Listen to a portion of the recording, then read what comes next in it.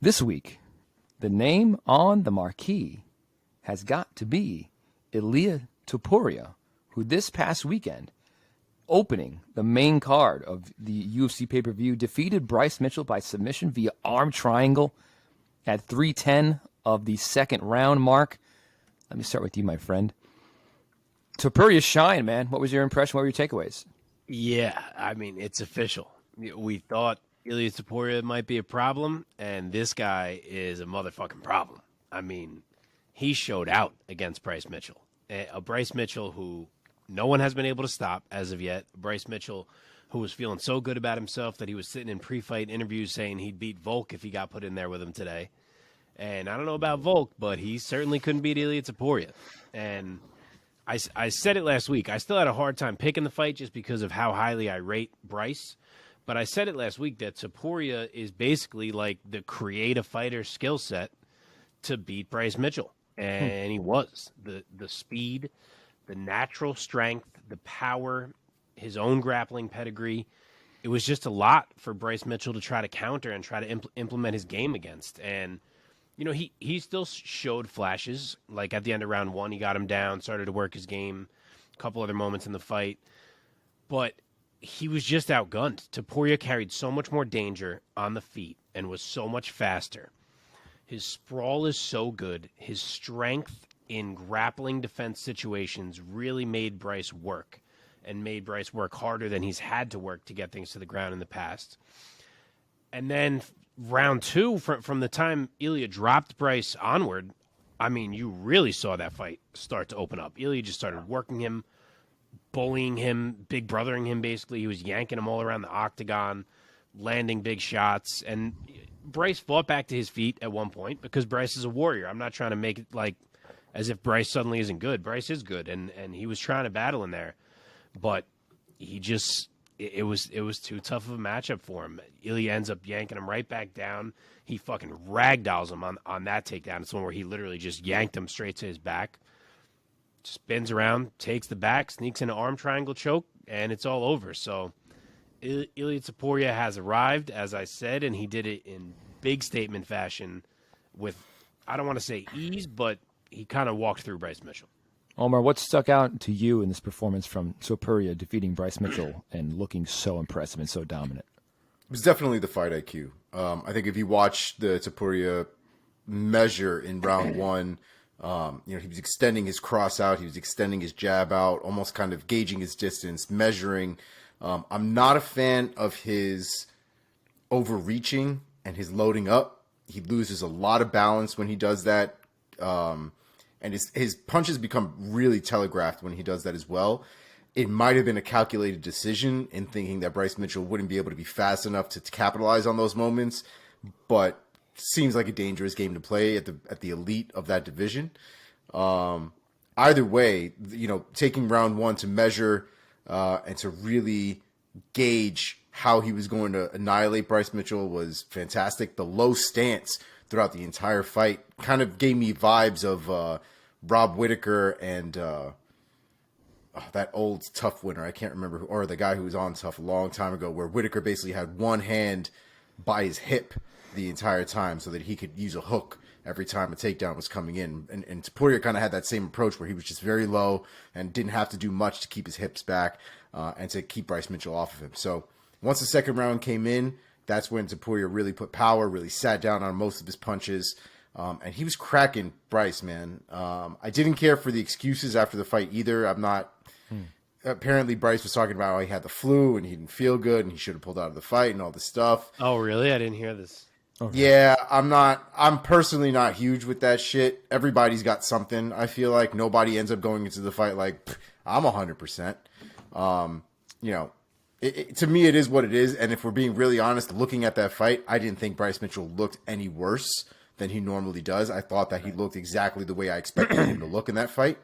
And I thought Ilia Topuria did exactly what I expected him to do in that fight as well. I don't remember what my pick was last week, but I'm pretty sure I had Topuria winning by some kind of finish. So it was glad to see some sort of validation in where Topuria is. But I think it shows a little bit of discrepancy in where Bryce Mitchell's game overall is when it comes to that division.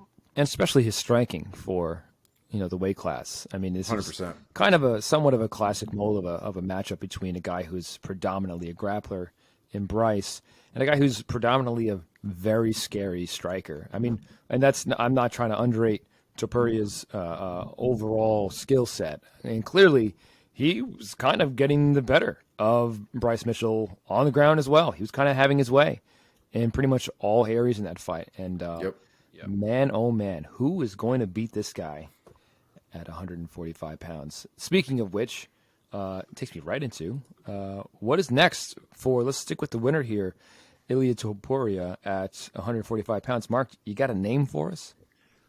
I got one name. I don't know if it's going to happen, but to me, it's an obvious choice.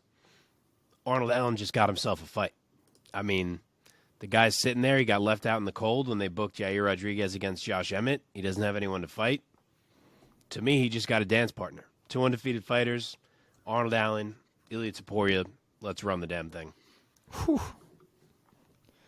Omar, any other ideas? I mean, he is breaking down the doors to this, upper echelon of 145. What do you think? Yeah, I can see the argument for it, especially because Arnold Allen got shafted a little bit. But there are some other names that you could throw him in there right now against, especially somebody like a Giga Chikadze. They're basically one ranking away. Giga Chikadze, stylistically, I think would be a very interesting fight. I'm going to go with Giga Chikadze. I mean, the top 10 or so of featherweight is like a murderer's row, and Topuria has fought none of them. So it's kind of like, right. I'm like rubbing my hands together, man, and be like, let's fucking go with this guy. Let's see just how far he can go at 145 pounds. And it seems like he's a great matchup for just about anybody in the division, even though it's a division of killers. I mean, it's just so exciting. Cannot wait to see the guy fight again. Excuse me. I want to say anything about our loser this time in Bryce Mitchell and where he might match up next at featherweight. Omar, you want to take this one? So I think that Bryce Mitchell is probably going to need a minute at this point. I don't expect him back all too quickly. Damon Jackson has a fight against Dan Ige in January, in the middle of January, and our first return back to the UFC from the new year. I think the winner of that fight should fight Bryce Mitchell. I think that would be a very interesting fight. Mr. Prio. That's fair. I like that. My Bryce matchup was actually Giga Chikadze. Yeah.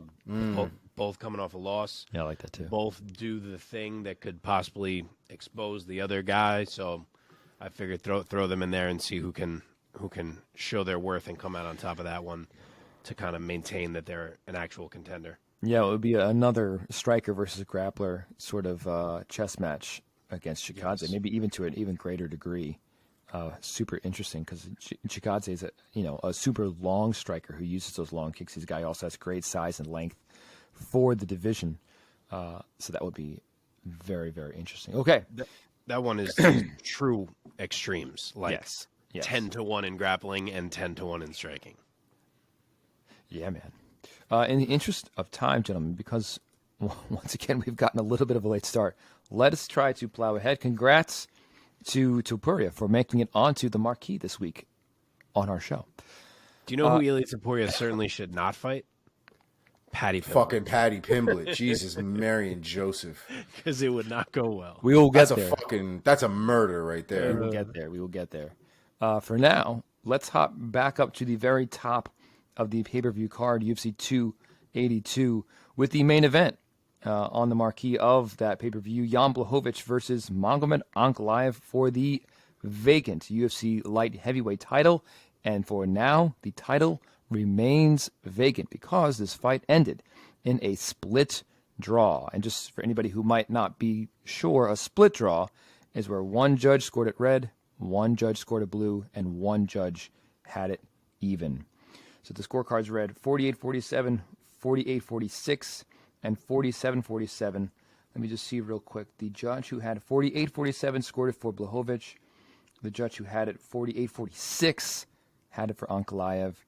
And then Sal D'Amato had it even 47-47. Omar, what was your reaction to the performances of these two awesome light heavyweights? So again, for some context, I did not watch this fight until recently. I saw a lot of the headlines. I saw a lot of the results while I was on the boat, but nothing really too specific, and definitely no videos. When I saw the results for this fight, it was very surprising to see that it ended up being a draw. Then I watched the fight, and I completely understood. Personally, I had Blachowicz winning the first 3 rounds of that fight. I thought his damage to the legs were absolutely significant. To me, they were just as good as if he had rocked him on the temple. I mean, you could see the physical damage that was occurring on this man's legs. His style and his stance changed multiple times. At one point, the man was bouncing his front leg almost like a Muay Thai fighter because, one, I can only imagine how much pain it was to actually put weight on that leg, but he was also trying to remove any weight for every time he got kicked, so it wasn't nearly as bad. But his shins were absolutely destroyed. The other point is, Jan, what the fuck is that man's shin made out of?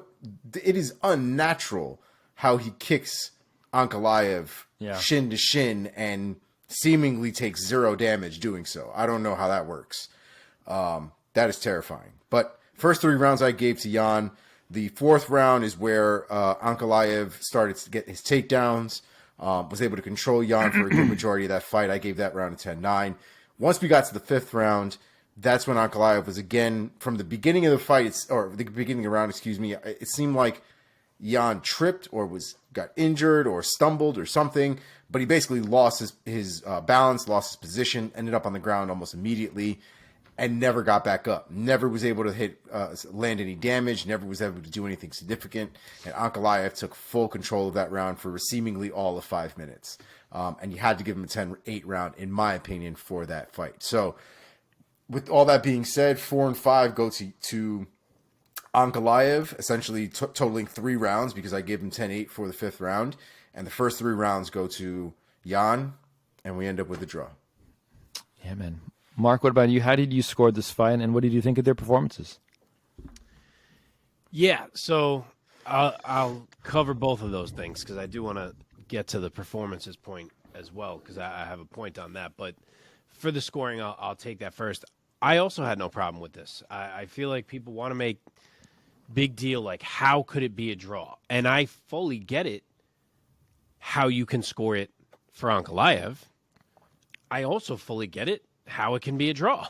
It's very reasonable. You give the first 3 rounds to Jan, you give the 4th to Ankalaev, and you give 10-8 in the 5th to Ankalaev, as Omar just said.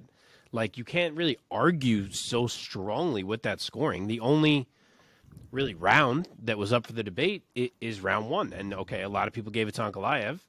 A lot of people gave it to Jan. It's a debatable round. It's a close round. So just because you slightly prefer a close round to Ankalaev, reacting like it can't possibly be a draw, I think is crazy. Mm-hmm. But for me, yeah, it can't. Round 1 is the swing round. I'm honestly, my first rewatch, I scored it for Jan. My second rewatch, I was like, fuck, I kind of had that dead even. So I'm torn on round 1.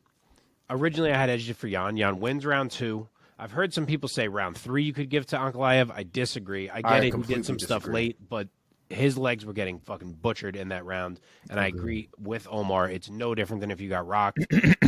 Magomed wins round 4, and I agree that round 5 should be a 10-8. He was putting it on him. So, you know, it could be 48-46 Magomed, or it could be 47-47. If you want to talk about the one judge who didn't give a 10-8 in round 5, okay, I get that. We can have that debate that's a problem, but it didn't even affect the result because instead of a split draw, it would have been a majority draw. So it's a draw either way, regardless of what that judge did. So, you know, I was fine with it. And if you look at on MMA decisions, the most common score from the public is a draw. I think it was like something almost 30% or something like that, had it as a draw. Mm-hmm. So it's a close fight. This is what happens in close fights. But as for the fight itself, I thought it was a really interesting fight and a great battle, and that Jan kind of got stripped of a lot of the credit that he deserves because of how it was handled in the post-fight. Like, fucking Rogan is all in his face about how he thinks Magomed won, and Jan just got whooped for the last 10 minutes of the fight, so who knows where his brain is located. He probably barely remembers a thing, and he's like, yeah, sure, it doesn't feel like I won, so... And Rogan's in my face about how I definitely didn't win, so I must not have. So I'll make this comment about how, oh, go ahead and give Magomed his belt. And it's all such a stupid fucking mess. What should have happened is that they admit it was a close fight, that it could have gone to Magomed, but that Jan's game plan in the opening rounds of that fight was fantastic, and that his hot start managed to earn a draw for himself. That's what it should be. So, he attacked Magomed in a way that we haven't seen anyone do with success. He found a vulnerability. He found a way to limit the striking attack of Magomed and the way he can kind of sit back and pick you apart. He took that away from him, and he deserves credit for it. And Magomed should be loving Jan right now, in my opinion, because it took Jan destroying his legs to remind him that he can fucking wrestle. And boy, can he ever wrestle when he actually uses it. So I don't know why he hasn't been using it of late. But once he did in this fight, the whole fight changed, of course. So if these two run it back, I expect we'll see Magomed look for that wrestling a lot earlier. But yeah, to me, the story of this fight should have been, what a great game plan from Jan.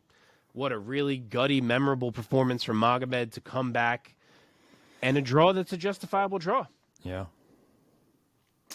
Well, the questions of what's next for these guys, I guess, is sort of a foregone conclusion. And also, we also know what's next for the light heavyweight belt. What's next for the light heavyweight belt, which was announced like immediately, is Glover versus I'm blanking.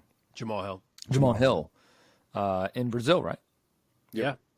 God, Interesting choice that you have you have Jamal Hill booked against Anthony Smith, and you yank him out of that fight to get someone on the card with Glover. But I guess I don't hate it. I'm happy to see Glover get a title fight in Brazil. Who knows how many fights he has left, and that's pretty awesome for him. But it does suck for Anthony Smith. It's kind of random that just because they had a draw, that Jan and Ankalaev are now not getting a title shot. And Dana's sitting there saying what a bad fight it was. I didn't say it was a great fight. I thought it was a fantastic fight. Such a back and forth fight. It was a great fight. I didn't understand it at all. I thought it was an enjoyable fight. I don't know what the fuck he's bitching about. I think he wasn't paying attention, to be perfectly honest. I honestly think they were just spoiled, bro. You're talking about 10 knockouts or submissions kind of in a row, and then the Paddy fight and the main event were both decisions. So it might have just been some bias as to how crazy that night was up until that point. Maybe. My two takeaways were, I was a little frustrated with Jan. I wish he targeted that leg a little more tenaciously. Of course, that's easier said than done. He's in there. He's fighting. Dude, in round 3, when he froze him twice in a 30-second span, I thought he was going to charge with leg. Finish him, yeah. And he kind of just chilled. A little too patient. Maybe it does affect him and he just doesn't show it. He might just have a good poker face. Because shin to shin, bro, shin to shin sucks. That's what you're not really trying to go for. At least when you're kicking, anyway. I also think that man is a tank. Well, he is. Yeah, yeah. My other big takeaway was that I was just so impressed by Magomed Ankalaev's resolve and his ability to sort of kind of on the fly adjust to where his body was at in that fight. Because instead of sort of cowering away and saying, don't kick my leg, and kind of being 100%. Afraid of it, he went right at Jan Blachowicz. And I was like, God, how do you not appreciate this guy's talent and ability and grits on top of everything? Totally. Yeah, man. I meant to make that point. He made a mental decision that was, I am going to crash the space between us. Yes. So I meant to say crush the space between us, but I guess crash works as well. Works too. And take this part of the game away. And I just need to walk forward and be charging at this man and grabbing onto him for every minute that's left in this fight. And he did it. Super impressive. Super impressive. So, yeah, I don't know if they're going to actually run this one right back. Considering they booked Glover and Hill, you would think they need a challenger for whoever wins that fight. So it feels like run this back. But with Dana's bitching, I don't know if it's actually going to happen. But if it's me, I would certainly run it back. Mm-hmm. I'm not really sure how Derek Cleary, one of the judges, had round 3 10-9 for Ankalaev. I thought 2 and 3 were really clear. I thought 4 and 5 were really clear, and I thought 1 was the one that was a toss-up. But I don't think Ankalaev won 3 at all. It seems wild. Yeah, it wouldn't have mattered, but I agree. Still, okay. You guys ready to talk about this co-main event? Let's do it. All right, boys. And what might have stirred up the most clicks and controversy off of the heels of UFC 282 in the co-main event, Paddy Pimblett In a lightweight bout, Paddy Pimblett defeated Jared Gordon on the scorecards by unanimous decision. All three judges scoring the fight 29-28 in favor of Pimblett. Just to get a little specific here, because this is what this calls for, Doug Crosby scored at 29-28, giving Pimblett rounds 1 and 2. Chris Lee scored at 29-28, giving Pimblett rounds 2 and 3. And Ron McCarthy also gave Pimblett rounds 1 and 2.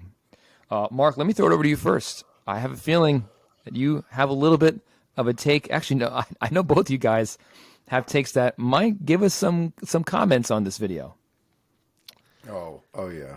Yeah. So I know this is all anyone wants to talk about, and that fucking 90% of the world thinks Jared Gordon got robbed, and that the UFC is fixed, and that Paddy Pimblett got a gift and all this. I don't. I think this was literally a coin toss fight that could 100% fairly be scored for either fighter.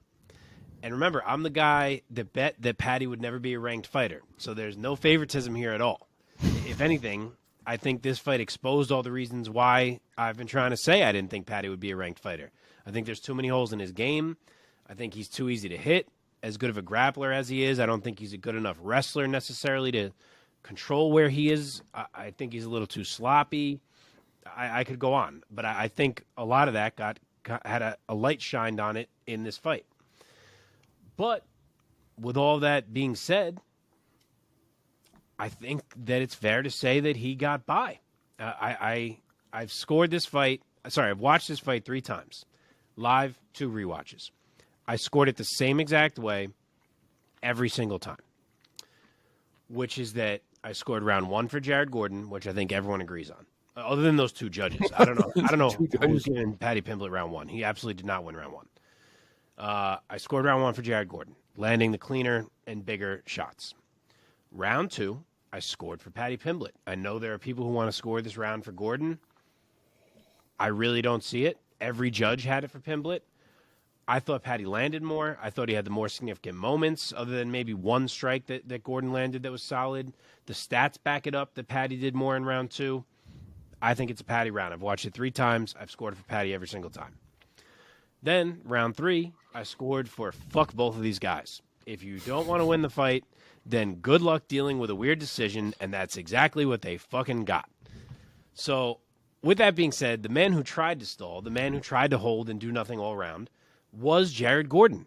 And as I was watching live, thinking, man, Jared Gordon's got a real chance to beat Paddy Pimblett here. This would be crazy, because I had it 1-1 at that point.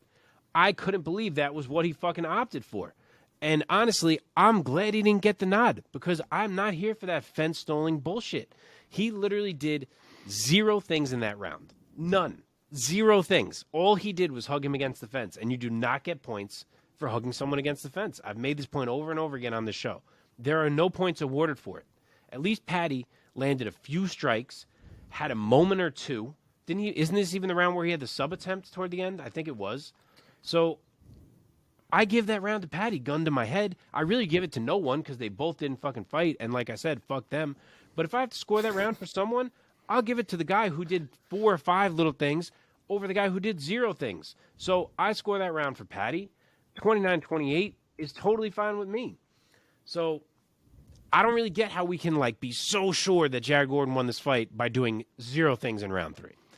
So that's that. But with that being said, I will also say that Paddy's post-fight reaction was fucking ridiculous, to act like he had just easily won a fight where he showcased how good he was or something, and he's talking about fight of the night.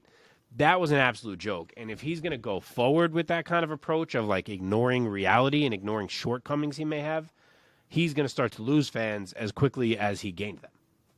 Not to mention fights. All right, Omar, your turn. All right. So I'm the one who's usually been about seeing the potential in Paddy. I still see the potential in Paddy, but his flaws are grossly obvious after that fight. And the fact is that I needed more data as somebody who likes to watch a lot of technique and kind of evaluate technique, and I love learning technique. but watching him actually get put in positions where he needed to do certain things properly, he did it. As somebody who holds pads a lot for people now when I train, all I wanted to do watching those first 2 rounds especially was slap the holy shit out of Paddy Pimblett every time I saw his fucking hands come down. Like, you don't even know the frustration in my head. Every time that man's hands come down and he's like an inch away from Jared Gordon, I just wanted to pop him one right in the side of his face. And that's what his coaches need to do. I don't know if now the star power that Paddy Pimblett is carrying with him is starting to get the yes men under his belt, which is not going to do him any favors. His striking is mids. Okay, it's run of the mill mids, mids. It is mids. All right, his hands are down. The man telegraphs his hooks. He throws them all the way from the back. The reality is guys need to take more advantage of it. I don't really think you can. I really ultimately believe that people didn't think Paddy won this fight because they don't. They've had an issue with him in this last week with the whole aerial thing. Paddy Pimblett has been kind of making himself look like a dumbass recently. And then there's also the thing where he doesn't strike well. You know, visibly it's just not appealing, and you can see the flaws that go along with it. But you don't lose points because you don't look like you're striking well. You can't like a guy doesn't lose because you don't think he looks like he's striking well. The strikes were effective. It's not like Jared Gordon was like beating him to the punch every time he threw a hook. That's not what was happening. Jared Gordon was setting up his own strikes and they were exchanging back and forth. But those ugly ass hooks that nobody likes and we're making fun of were landing. So you can make fun of them all you want, but they were effective. And until somebody is able to counter specifically those hooks as they're being thrown to really open up Paddy and expose that side of things, you can't really talk too much shit. Ilia Topuria, side note, would murder that man with that specific strategy. FYI. Now, Paddy does a couple things well, in my opinion. I love his long-range striking. Those kicks are absolutely extended and are beautiful when you're talking about distance management. His 1-2s down the middle, I think, are also fantastic. There are very few fighters that are able to actually land at the end of their punches. The hooks could be a lot better from all sides. But there are a lot of good things that the man does. He does have a little bit of that, what's the boy's name with his chin in the air? I always forget now. James Vick. He's got a James Vick chin. He does. You're right. I thought the same thing. And I don't like it. I don't like it. You could see after the first 2 minutes of that fight, like Paddy Pimblett's whole mouth was red from getting cracked with the same left hook over and over again because he doesn't duck his chin in and he leaves it up in the air every time he throws. These are real small things, real, as far as I'm concerned, 101 things that he needs to tighten the fuck up, because there's no way he's going to fight somebody up in the rankings that's not going to destroy him at some point for these flaws. At this point, I am revising my statement. Currently, after what I just saw, he will not make top 10. Maybe he'll scratch the top 15.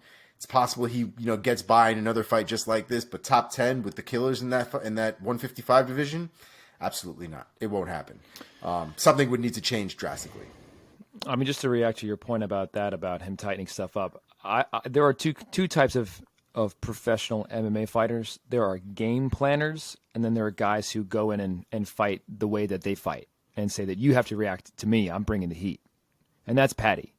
Yep. I mean, Paddy's not new. He's not like he's kind of new to the UFC, yes, but like he's not like a 23-year-old with like a 7-0 record. He's like 23-4 or something. Like he's been around. He's been a pro for a while. Yep. And like fight to fight, like he goes in and he, for the most part, like when he shines, he kind of does the same thing. And to your point earlier, like until somebody stops him, until somebody punishes him for kind of leaving his hands down a lot, he kind of reminds me, since we're making comparisons, yes, a little bit of James Vick with the chin in the air. There's a little bit, now go with me here, Mark, go with me. A little bit of Charles Oliveira in that we have a guy whose skill set is that his greatest skill is, you would agree, that is his grappling. So he strikes with a kind of reckless abandon, knowing being very confident. No one wants to take him down. No one wants to roll with him. And if things get hairy, that's what he's looking for anyway. He's looking to get the fight to the ground at some point. His grappling is a tenth of Charles Oliveira's grappling. Literally. I would agree. But that's Paddy's game plan, is it not? Yes. Thank you. That's all. That's all. On that note, I heard him say after the fight, which I didn't know this, apparently pre-fight, he was telling people that he was not going to grapple. He wanted to showcase his striking because he's been winning via grappling a lot lately. So I never heard that. Only heard him say it after the fight, and he was like, yeah, I stuck to it. Like, I didn't grapple except for, like, moments where I had to like, get away or whatever. And I'm like, is that really what we're fucking doing? Like, we just had this conversation with Kevin Holland last week. Like, dude, are you trying to lose? You almost fucking lost that fight. Like, make sure you win the damn fights. I don't know what this trend is of, like, oh, I'm so cool that I'm only going to use one part of my game. Like, no, you're not cool. You're dumb. It's mixed martial arts. It's like the people in MasterChef, completely off topic, but like the people when you watch those cooking competitions or something, and they're like really good at like making steak and chicken and like some savory shit, and then they're like, make us one of your best dishes. I'm going to decide to bake something. You ever baked this before? No, but I'm going to take a chance. No, I do. All right. I mean, how much better off would he be right now if he fucking rear naked choked Jared Gordon in round 2? Instead of this. Wouldn't be having all this shitstorm of controversy. To Omar's point, I do think a lot of this comes from the fact that he is Paddy Pimblett. That people are watching, thinking, oh, who the fuck is this guy? Why is he such a big deal? Or they're watching because they're fans of Pimblett, and then they're disappointed that it's such a close fight and that he's not doing something spectacular. If that same fight happens, and because he's a UFC cash cow, and people love to say, oh, look how rigged it is. People love to jump on that topic. But if that fight was, let's say, Jared Gordon versus Jim Miller, and it looked exactly the same, I'm fully confident that fight ends, and people are like, man, that was a really close fight. I don't know who wins. Okay, just real quick. My position on this fight is that I am with the people, gentlemen. And to be fair, for those who might not know, who might be joining us for the first time, on our text thread that the three of us have had for like a decade or the better part of a decade. And during fights, we text each other live with our like reactions. So throughout that fight, I think I texted and I said towards the end of the second round, I texted, wow, I think Jared Gordon is running away with this, which Mark disagreed with. And then towards the end of the fight, towards the end of round 3, and then like after the bell, I said, I think, yeah, Jared Gordon just like had the biggest win of his career. And then when it was unanimous, when Bruce Buffer started reading all 3 judges, I was like, oh, it's got to be Gordon. It's got to be Gordon. Utter shock. Look, have you rewatched it yet? I have. Yes, I have. And did you still give round 2 to Gordon? I did. Wow. Yes. All right. Okay. My quick assessment. Okay, in terms of the controversy of it, there's a few different elements. Number one, the round that to so many people was so like not even in doubt was round 1, and the fact that 2 of the judges gave that to Pimblett is part of what it has like inflamed this whole thing. Agree. Then there's the whole Doug Crosby thing, and the fact that he scored the Sabatello fight with Bellator the night before, 50-45, which we don't have to get into here. Also wild.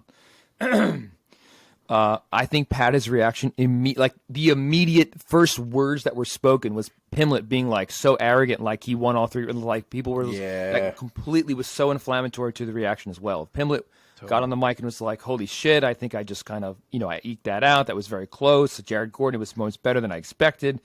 Also would have mitigated the shitstorm. I think this still would have been a shitstorm. How much better would he look right now if he was like, yeah, I had a bit of an off night. He definitely was able to put me in some tough spots. I got things I got to work on, but I'm glad I managed to pull it out. Like he would look so much better right now. Yeah. Instead, he's like, I won 1 and 2 easily. Okay. Like, I think that 2 judges giving the first round to Pimblett is going a long way towards people thinking like A, robbery, and B, even some people thinking that it's fixed. That's I'm fair. not even going to get into. I don't know. Who the fuck knows? He should never got the first round. Honestly, I think the first round goes back to a point we made before on this show, which is that because I feel like the way they were exchanging fit this bill is that the judges are watching live and we have screens and we are able to tell what is landing clean because in round one they were exchanging and Gordon's were always landing cleaner. Yeah. And I think live you probably couldn't tell. The reality is there was more volume, I thought, from Paddy. Paddy was doing a bit more work while Jared Gordon was able to get inside and land cleaner shots, but with more efficiency because he wasn't throwing a lot of extra bullshit like Paddy Pimblett was. So it might look like Paddy Pimblett was doing more, whereas it might have looked like Jared Gordon, while landing, may have been technically landing less. But I agree with Mark. I mean, I thought I had Paddy Pimblett winning the second round, Gordon winning the first round, and the third round, I also had Paddy winning. But at that point, I was like, this is completely different than the first two rounds. I'm not really sure what the fuck is going on. I would agree that the second round is probably the closest. The numbers are that the striking was by the numbers practically even with Pimblett landing literally like a few more strikes. But watching round two, I thought it was more of the same. I felt like I saw Gordon having Pimblett on the back foot and Gordon's left hand always landing cleaner. Another huge contrast in the night, whereas Pimblett, which we've talked about, has a wide open defense in terms of striking. His hands are down, his chin is in the air. I loved seeing Gordon's high and tight defense the whole night. He stayed so disciplined, and I felt like a lot of Paddy's winging hard shots were either blocked or partially blocked. One of the biggest shots that the commentary team reacted for Pimblett, it might have been an uppercut or something. On the rewatch, I was like, "Oh, that hit Gordon's glove. Like his hands were here, and the shot came up and hit his glove." But the commentary team was like, "Oh my god!" And then the fight obviously was going on. So I gave the second round to Gordon, and then the third round. Now, help me understand. I mean, apparently position is not a thing anymore, or never was, because I thought that in the Greco-Roman clinch, the guy who has his back pressed against the cage is in the more dangerous position, more the disadvantageous position. So if a guy is in the control position in the clinch for, what was Gordon, for like 4 minutes of the round, and the striking is literally like 6 shots for Paddy, 4 shots for Gordon, I don't know. I'd give it to the guy who controls almost the whole round. So, I mean, I'm not going to argue round 3. It's, like I said, I'm totally fine with round 3 going to either fighter. But, like, letter of the law, if I was to literally put my shoulder on you and lean on the fence, yeah, and I don't move for 4 minutes, and you, like, elbow me twice, you should win the round, according to the actual scoring criteria. I'm in my head too, and I agree with Mark. In my head, just think about it like if it was a fight. If you were fighting some random ass dude on the street and he's holding you up against the wall and you're beating on his head. Well, there was no beating on any heads. No, Listen, nobody was beating on obviously, anybody. A fucking elbow to the back of your head. Listen, have one of your kids elbow you to the back of the head. That shit hurts. And there's a grown man. No, shit's I gonna know, hurt even more. But just the strikes themselves, I think, do make a difference. And damage is the number one criteria when it comes to scoring MMA. It is the first and the criteria I think that's scored the heaviest out of all of them. I guess it should So, be. Yeah. but again, that third round was balls. It sucked. Yeah. Well, we ain't gonna fix it.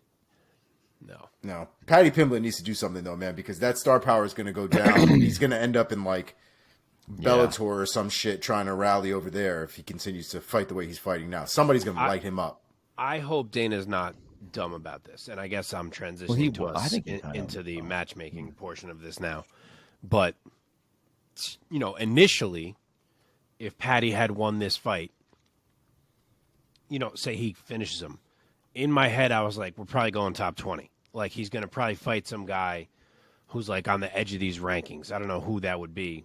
Like, I don't know. Like, is Joel Alvarez ranked? Like, someone like that who's, like, right there. Or, a Bobby Green or someone like this, right? I do not want them to do that off of this win. Because I don't think Paddy is like mentally in the right place or has his game in the right place to fight one of these killers yet, because I think he's going to lose. and I think it's going to go badly. So if I'm Dana, I'm hitting the pause button and we're staying right at this level, and I'm making Paddy show me he can look better than that against someone else at this level before I go past this level. So I got 3 names written down just that I thought would make sense. Hit us. Michael Johnson, who's a little more lower level in terms of where he's at these days, but I still think just because of his skill set and the veteran, IQ that he has, I think is a great test for Paddy. Matt Frivola, who's coming off a big KO. Sure. And Terrence McKinney, who's kind of been hovering around the Paddy Pimblett orbit fight for a while now in terms of a discussion. I think any of those 3 guys. And so also, I wanted to make the point of I want it to be someone who presents more danger than Jared Gordon does. Because as much as Gordon was landing clean, it's like he wasn't going to finish Paddy because Jared Gordon's not really that guy. I want to see Paddy in there with a similarly skilled guy like Michael Johnson, Matt Frivola, Terrence McKinney, but all 3 of them could put Paddy the fuck out. And if he can't pass that test, we need to pump the brakes quite significantly. If he can pass it, then it's like, all right, you know what? Maybe he had a rough night with Jared Gordon. Let's keep going here. Yeah, man. I think if he faces Terrence McKinney with the attributes that McKinney brings to lightweight and the striking, I think we see Paddy the grappler come right back. Which would still be, let's be real, against Terrence McKinney.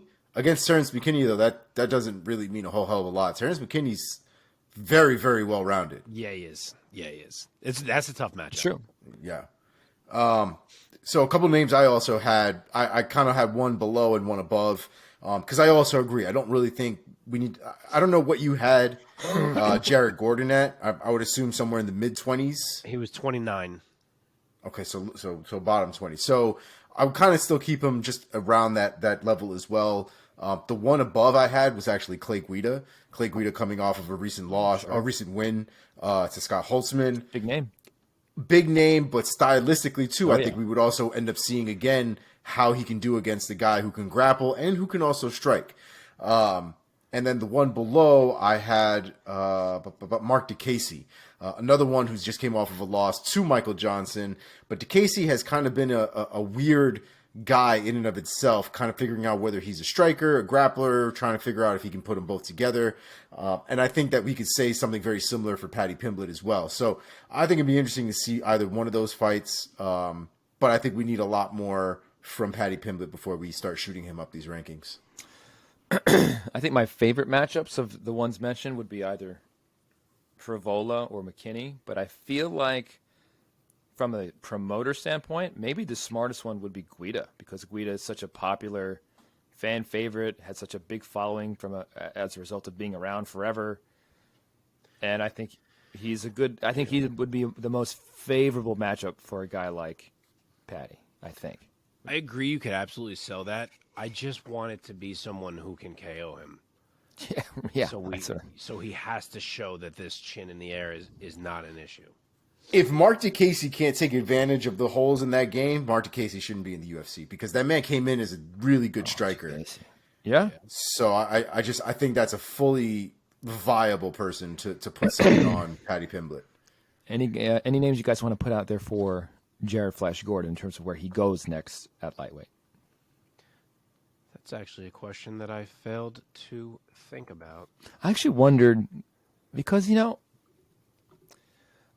I like Gordon's game a ton. I wonder if he would go back to featherweight. I think he might, have more favorable matchups.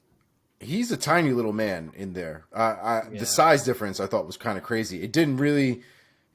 He seemed to deal with it really well, but again, it was something he had to quote unquote deal with. Where I don't think at 145 he would have to deal. If he is staying around at 155, this might be a little fucked up, I guess. But I really want to see him against Claudio Puelles. That's exactly what I was just going to say. Wow. Hey, let's go. Yeah. I think that's a great fucking fight. Absolutely fun fight. Why'd you say it's fucked up? Why is that fucked up? Because I could see Claudio Puelles destroying Jared Gordon's leg and whatnot. So sure. Okay, let's get away from this segment and let's fucking move on. All right. let us now go to the middleweight bout on the main card of UFC 282 between Dricus du Plessis defeating Darren Till by submission via face crank at 2:43 of round number 3. Omar, let me throw it over to you first this time. What was your impressions of the performances from both du Plessis and Darren Till? Darren Till is frustrating, to say it mildly. Yeah. A couple of the things. So last week when I was talking about it, and the reason why I picked him is because I was under the assumption that training with that Swedish team, training with animals like Hamzat and the like, would give that man some sort of objectivity into what his grappling skills are, and would also provide him with the solution to make it better. This man looks like he's never used his hips a day in his life. I mean, every time du Plessis, there was one point where he grabbed onto his ankle, and where 90% of guys in the UFC would be pushing down on the head, ripping their ankle out from that position. Darren Till's like, oh, okay, I'll go on the ground. Useless. Absolutely useless. 3 of those takedowns were out of absolute garbage because the man didn't do anything to really stop them. Didn't throw his hips back. I've never seen somebody defend a takedown so lazily in my life when he has the ability to do it. Because I fully believe Darren Till has the ability to do it.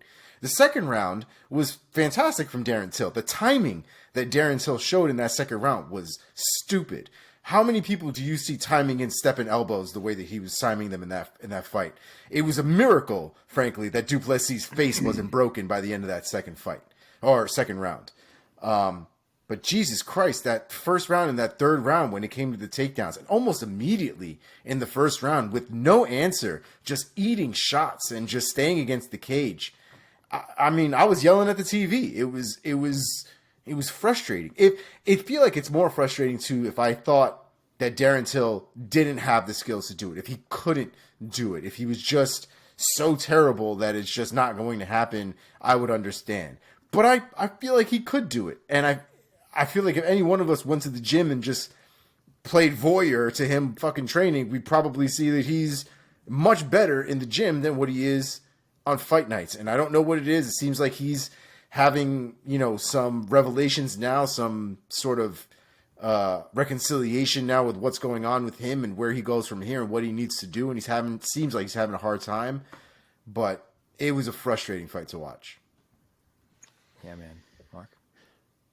So fucking frustrating to watch. That was the last time. I am off the Darren Till train. Yeah. I will not pick him again. You can see why I picked him because, goddamn, round 2 exposed exactly why I was like, Dricus du Plessis has no business being able to strike with Darren Till, and if Darren Till can fight his fight, he should expose the fuck out of him. And in round 2, that's exactly what he did. But little did I know that training with Hamzat Chimaev for a year was somehow going to make Darren Till even worse at wrestling. Like, what have they been doing over there? I don't understand. He literally looked the worst he's ever looked at defending the takedown. He looked better when he had a torn ACL or whatever it was. When he was trying to stuff him against against who am I thinking of? Derek Brunson? Supposedly he blew it again. Yeah, I know. But this was painful. You just made the point. I had a guy text me, a friend of mine, who doesn't watch fights, and he literally said, I don't really know what I'm talking about, but I feel like usually when guys go for takedowns, you see the other guy throw his hips backwards, and this guy keeps throwing his hips forwards. I was like, yeah, dude, I don't know what the fuck is happening. See, I mean, that's really bad. That's really bad. It was terrible. It was terrible. I don't know what to say about Darren Till. Round 1. And round 1, he was in a weird spot in round 1 for a while. But he got hit a lot cleanly, but he gutted it out. Round 2, I'm like, all right, here we go. We're going to do this. Darren Till's actually going to win a fight. We're going to get things back on the right track. And then it's over so fucking quickly. Just takedown, neck crank, tap, boom. I was like, my God. So it's disappointing to see the talent that Darren Till has on the feet, and he can't improve any other part of his game even slightly to be able to beat some of these top guys. But credit to Dricus, man. He does this every fight, so I guess we shouldn't react to it anymore. But, you think he's tired, and you think he's hurt, and he's just not. Like, it's just how he looks, I guess. We got to get used to that. But the dude is the real deal. He's really hard to hurt. He's in there to scrap.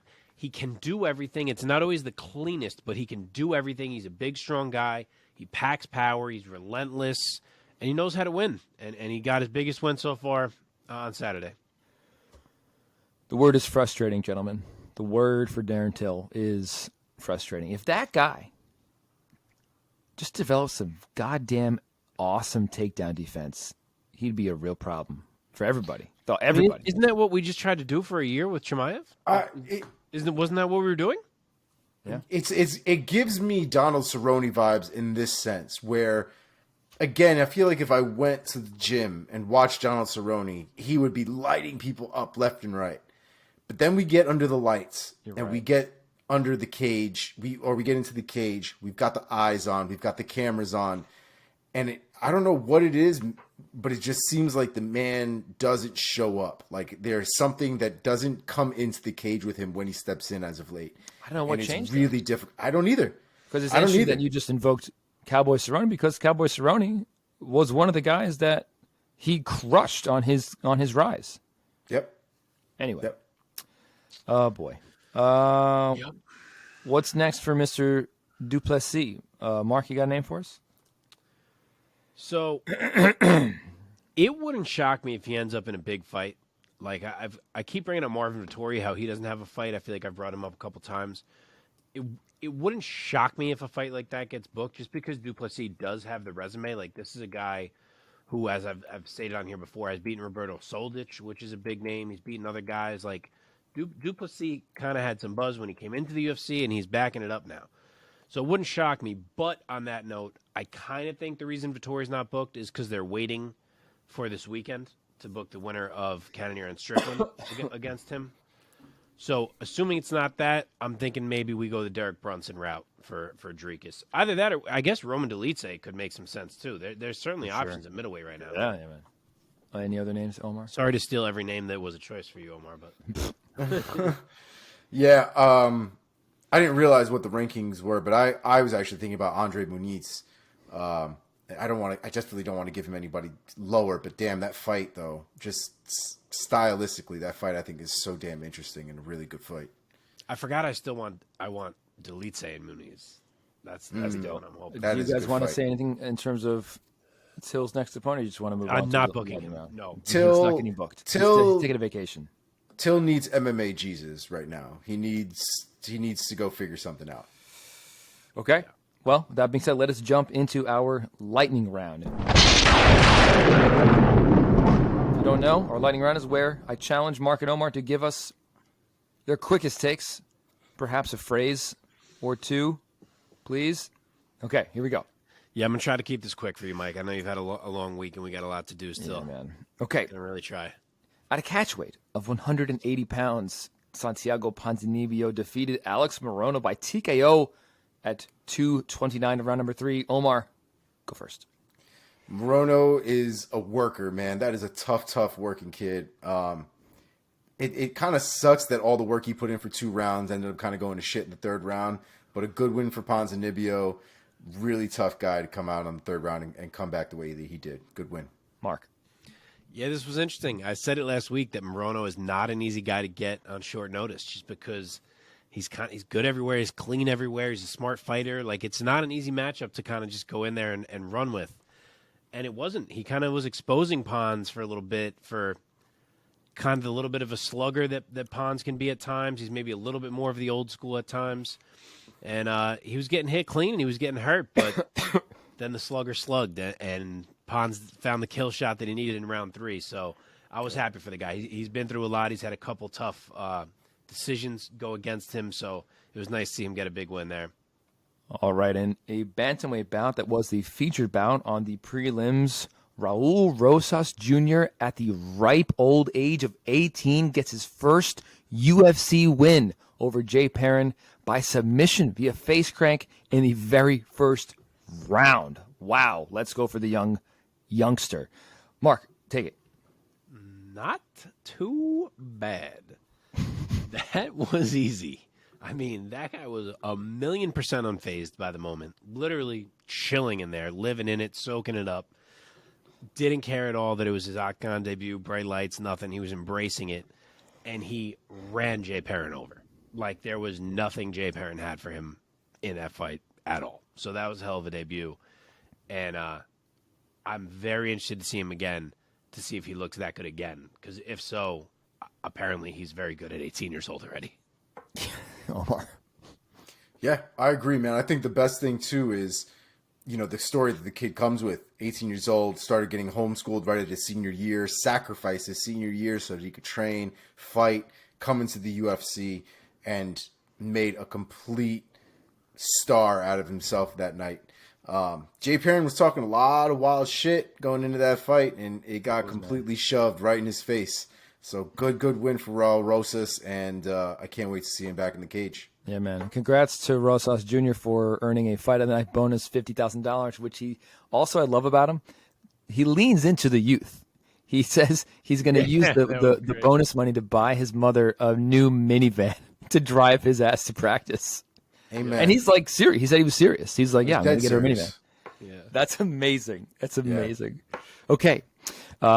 In the heavyweight division, Jairzinho Biggie Boy Rosenstrike defeats Chris Daukaus by TKO at 23 seconds of the very first round. Omar, take it. Yeah, I mean, not really much to go over, man. Chris Daukaus walked into the cage, he got punched in the face, and everybody walked out. R.I.P. Chris Daukaus. Yeah, man. Mark? Have we hit the point where we can stop matching Chris Daukaus up with knockout artists? Like, is it in the contract? Does he have to fight Ngannou next? Like, I think we can stop this now. Chris Daukaus is who we thought he was, and Rosenstrike gets a real nice win for himself. Yeah. I do love seeing him looking aggressive like he did, because that's always been the one thing that I feel like has held him back, that he's a bit tentative at times, and to see him fighting more aggressive that way is encouraging. Okay. In the middleweight division, Edmund Shabazian defeats Dalcha Lungiambula by TKO at 4:41 of round number 2. Mark, go first. Did just what he needed to do. He comes back, kind of reannounces himself. I know, as we said last week, it was an opponent that he absolutely should be beating. Dalcha's a bit lower tier. I know physically when you look at the guy, he doesn't feel that way because he looks so freaking intimidating. But Edmund did what he should have done, and, you know, Dalcha kind of did what he does. He looks interesting for a little bit, and then he starts to lose, and then he loses. Yeah, I can't make it. I can't say it better than that. I will say that Dalcha's legs are probably one of the most terrifying things on a human being I've ever seen in my life. It looks like his shorts are a tourniquet for his thigh because it doesn't fit. You're right. DC loses his mind every time he fights. Bro, it's the craziest thing. I mean, I don't even know how he physically gets into those shorts. It looks like the spandex would just literally rip in half. So it's literally like Anik will literally be like, and Edmund lands a huge punch, and DC's like, and his pants are rolling up. Look at the thigh. Like he's so distracted. He has to jump in. Crazy. He must have to jump into them. So wild. All right. Sticking with the middleweights, Chris Curtis defeats Joaquin Buckley by knockout. 2:49 of round number 2. Omar, take it. I thought this was a good fight, man. I thought this was a really good back and forth fight, a really nice scrap. And Joaquin Buckley didn't really do a whole hell of a lot wrong, if we're being honest. He just got caught. Yeah. He throws a kick. To be fair, Chris Curtis didn't even really fucking catch it right. It just kind of happened to fall into the crook of his arm, and you just kind of reacted and took advantage of that moment and cracked Buckley right in his face. One of the reasons you kind of keep one of your hands up when you do throw a kick and it gets caught, but you know, these are millisecond moments. And Buckley just got caught, man. I thought it was a fantastic fight up until that point. I hope we don't see Buckley become one of these guys that has all of this talent, all of this potential, and then just can't capitalize in those to, you know, complete a fight the way that he needs to, because that would be a real shame. Mark? I really loved watching these two match up. It was a kind of a cool contrast in that you felt the danger from both of them, but Buckley is like this creative style, whereas Curtis, on the other hand, is kind of just in his shell, and he's like trying to time these bursts and counters out of the shell. But as creative and skilled as Buckley is, he also kind of tends to be open to hit. And in this one, that's what it came down to. The shell of Curtis won. He was staying safe, and he timed it right and put Buckley out. So big one for Chris Curtis. And one of these days, I'm going to accept that Chris Curtis is good. Maybe it's today. We'll see if I pick him next time. Dude, I think Chris Curtis is very good. I do too. I rank him higher than Sean Strickland personally. I picked him one time in his whole UFC career so far, and it's the fight he lost against Jack Hermanson. Yeah. Okay, last one to close us out. The feature bout on the early prelims in the featherweight division. Billy Quarantillo defeats Alexander the Great Hernandez by TKO at 4:30 of round number 2. Mark, do it. Dude, I know we know this, but Billy Quarantillo is such a fucking dog, man. Like, holy hell. And honestly, Hernandez looked great, like really, really great.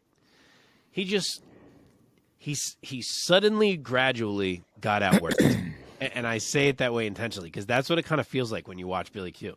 Like, you know it's a gradual thing, but I feel like it also kind of happens so fast where it's just like, oh, like he's picking up the pace a little bit. Like, oh, the other guy's not reacting so well. Oh, he's drowning him. Oh, he's hurting him. Oh, the fight's over. Like, it's crazy how he puts this crazy pace on you and he just bites down and you can't get him off you and the whole fight changes. So, yeah, that's a big win for Billy Q. Really impressive, especially the way he bounced back from round 1. Omar, take it home. It's got to be frustrating for Alexander Hernandez. Again, another moment where he puts in this work. His striking looked good. I mean, he looked real good in that first round. And then to realize in the second round, Billy Q picks up the pace a little bit, starts coming forward. Hernandez is on his back foot. Hernandez is slowing down. Hernandez looks like it's not going to come back. And then Billy Q just pours it on, and it just becomes a fight of pure tenacity, pure will. Hernandez throws 1, Billy throws 2. It was back and forth, and it got real dirty in that second round. And Billy Q just, once we get to that point, I would pick Billy Q in those situations every time. Sure, man. All right, boys, that does it for this week's lightning round. I feel so bad for Hernandez, man. The guy who came into the UFC, his first 2 fights in the UFC, he knocks out a gentleman by the name of Beneil Dariush, and then he gets a decision over a guy named OAM. And then he's like, oh, I'm a big deal. I'm going to talk crazy shit to Donald Cowboy Cerrone. And Cowboy sunned him. Yep, and, like, I think put a hex on him, too. Yep, he did. He took his fucking juju, man. Yep. And he's been 500 since then. And this was his first time in his pro career that he's lost back-to-back fights. You see the talent, man. He always looks good. He always looks good. Fast twitch and carries so much power. Like, yeah, he looked great in round 1. Dude, it really just goes to show you how all of this talent sometime in these divisions, guys just aren't able to shine because of the metal on metal that some of these fights end up being. And it's so, like, you can go to another division and eat some of these guys up for lunch. You mean another division, or do you mean another promotion? I'm sorry, promotion. Yeah. You can go to another promotion and eat some of these guys up, but like some of these divisions right now are just so stacked and so dangerous. I think that all the time. It's such a wild sport how guys who are so good can be like 500. And after that fight, it's funny that this is when we're talking about it, in like a more casual, sometimes watch MMA group text I'm in, someone texted like, oh my God, I just saw Alex Hernandez lost on the prelims tonight. Isn't that the guy that Cerrone knocked out back in the day? Like, I thought he was supposed to be a big deal. And I was like, and people were answering being like, wow, he's a bum. Can't believe he turned out to be a bum. And I wanted to be like, no, he's really good. Like, he's really good. Like, he's always so good. It's crazy how it goes. Yeah, man. Yeah.